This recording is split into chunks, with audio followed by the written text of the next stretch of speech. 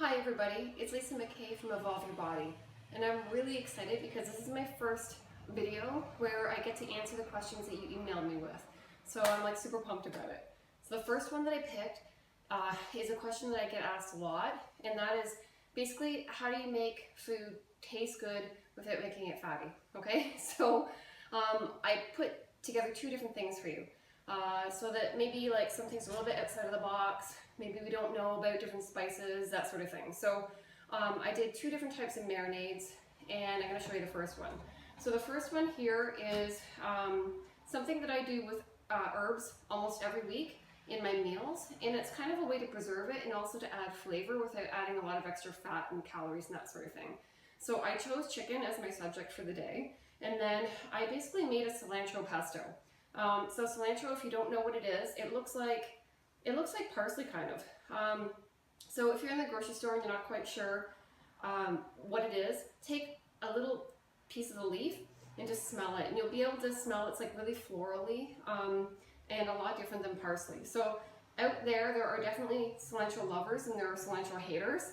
So for those of you that love cilantro, you'll really like this. So what I did was I put it in my KitchenAid and then processed it with just a little bit of pure olive oil or even some grapeseed oil. So the more neutral the oil that you have, the more you'll be able to taste that herb forefront and then the oil on the backdrop, okay? So not tons of oil, just a little bit to kind of loosen it to make that paste. And then once that's done, I take the lid off and then I add just a little bit of lemon zest. So I have a rasp, it's like a really fancy name for a tool that chefs use, and basically it's just taking that zest off. So I use it, and the zest is like the yellow stuff, right? The skin, and that's where all the flavor is, and the essential oils from the citrus fruit. Take it off, knock it off, and then add it to your paste, and then finish it off with a little bit of lemon juice. So use your hand, cup it, and then that lemon is what I call a flavor elevator, so it'll add a lot of flavor to your purees and all that sort of thing without adding a lot of extra sodium, okay? So that's kind of like a hint of the day. Take that and then it's ready to go. So I take this and there's already some on the chicken. Put a little bit more on there.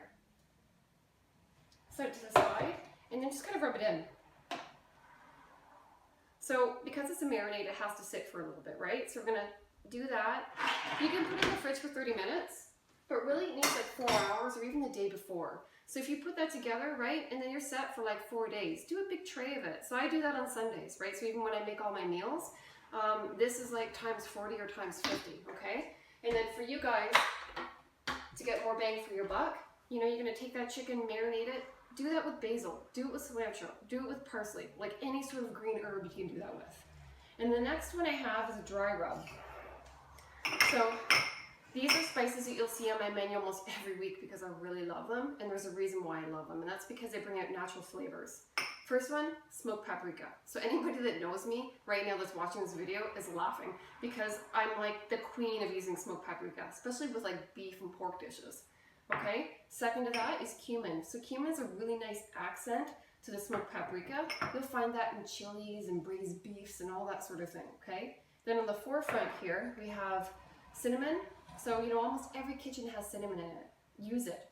And then the last one is nutmeg. So think about like apple pie, pumpkin pie, I don't know, like pumpkin lattes, like whatever floats your boat, right? So what you want to do, the ratio is really simple. You're going to do 1 part paprika, half a part cumin, and then a 1/4 part of these guys in the front. So it's like 1 tablespoon paprika, a half a tablespoon of cumin, and then a 1/4 tablespoon of these two guys in the front here. And then just to kind of finish it off, I am going to add a bit of sodium to this. So some people are kind of temperamental with sodium, right? They have to watch their sodium levels. But what I use is Himalayan sea salt. So it looks pink. You can get it almost anywhere now. And the thing about it is it's been trapped in lava for like 200 million years, and it's not processed. So there's two advantages of that. Because it's not processed, it still has the minerals intact. So a lot of the minerals that our body needs that we don't have, that we have to get, right? So we have to kind of forage for those minerals. And then second to that, it's kind of been encapsulated and so protected from the pollution that we have every day, right? So two really good benefits. And then one last thing that you don't even have to make I am a really big fan of like sauerkrauts. So this, I went to my like local health food store, and then I bought beet sauerkraut because I like beets and I think it's kind of like a funky color. But the whole process of sauerkraut and the fermentation does really good things for your body. So especially if you've had to take like a lot of medications in the past, adding sometimes when it works for you, adding sauerkraut and fermented things like that, it's really good for you. And also, in an added bonus, it tastes really good with this flavor combination. Check out more great food ideas here.